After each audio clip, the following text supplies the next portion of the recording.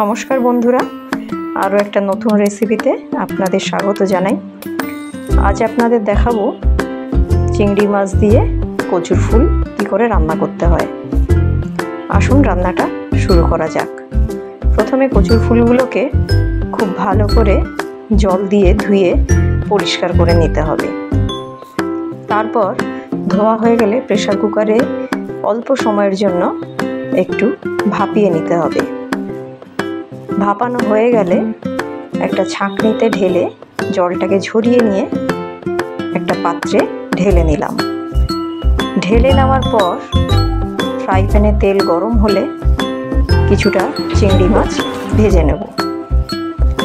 চিংড়ি মাছটা ভাজা হয়ে গেলে তুলে নিতে হবে। তারপর কিছুটা কুচনো পেঁয়াজ হালকা করে ভেজে নিয়ে তার মধ্যে একে একে রসুন কুচি এবং তারপরে কয়েকটা চেরা কাঁচা লঙ্কা দিয়ে একটু নেড়ে চেড়ে ভাপানো কচুর ফুল ও ভাজা চিংড়ি মাছটা ঢেলে দিতে হবে।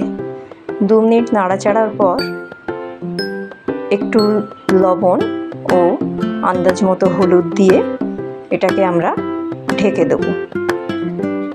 ঢাকনাটা তুলে নিয়ে তারপরে আবারও একটু নেড়ে চেড়ে আমরা এটাকে সার্ভিং বলে ঢেলে নেব, নিয়ে গরম গরম পরিবেশন করব। দেখুন রান্নাটা কেমন হলো। নমস্কার। ভিডিওটা এখানেই শেষ করলাম।